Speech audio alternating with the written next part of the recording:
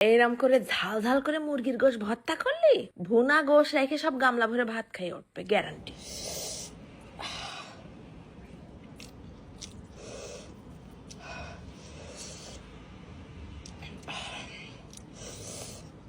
ও দি, poultry মুরগি রানলি? Fresh গোশ কেউ খাতে চায় না, সব হাড়ালা গোশ নিয়ে করে টানাটানি। তুমি ফ্রেশ গোশ দিয়ে এমন একটা কিছু বানাই দেখাও যেন সবাই ভক্তি করে খায়। আর শোনা, ফ্রেশ গোশ গুলো তুলে তুলে নিয়ে এরম ভর্তা করবা, দেখ পাই এক পদেই গামলা খালি। 4-5 পিস গোশ কেটে কুচোই নিলাম, ফেলাই দিলাম একটুখানি নুন আর হলদির গুঁড়ো, 1/2 ইঞ্চি আদা বাটা, 1/2 ইঞ্চি রসুন বাটা, আরো 1/2 চা চামচ শুকনো ঝালের গুঁড়ো মেরে দিয়ে ভালো করে চটকায় চটকায় মাখাই নিচ্ছি। ইনারে কড়াই ধরে এবার চুলোর পর উঠাই দেবো। সব থেকে মজার কথা আছে, মাত্র 2-3 পিস গোশ দিয়েও তোমরা এই ভর্তাটা বানাই খেতে পারবানি, এত টেস্ট।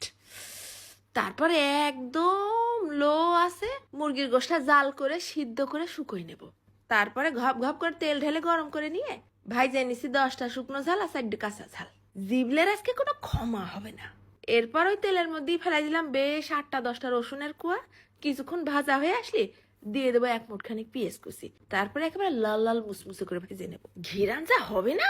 এধারে সিদ্ধ মুরগির গোশটাও ঠান্ডা হয়ে গেছে, হাতে একটা থালা থুকু পলিথিন বাইন্দে গোশটাও আশ কিরাস করে নিলাম। তারপরে একে একে ওই কাঁচা ঝাল শুকনো ঝাল নুন দিয়ে ডলে নেবো। ফার্স্টে কিন্তু মুরগিতেও নুন দিছি, সে খেয়াল রাখতে হবে। এইবার দিলাম ভাজা পেঁয়াজ রসুন, তাও মড়মড় করে ভেঙে নেই।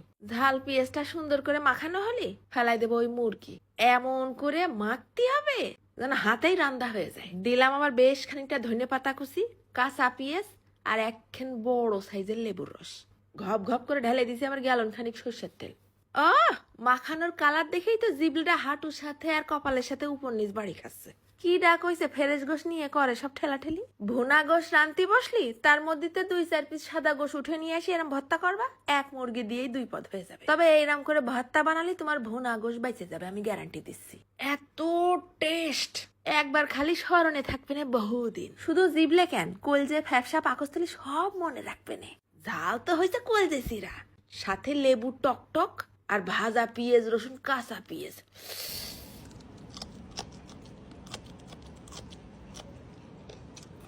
আর ফাঁকে ফাঁকে মারি দিছি কাঁচা ঝালের রানের পর কামড়। খাবি কি পাগলা, ঝাঁঝাই তো মরে যাবে। ঝাল লাগলে মুখ বন্ধ করে খাওয়া যায়, সুসাতে খাতি হয়। এটাও একটা রোমাঞ্চকর অভিজ্ঞতা। আজকে তো শুক্রবার আছে, একটুখানি বানাই খাই দেখে মিথ্যে করছি কিনা।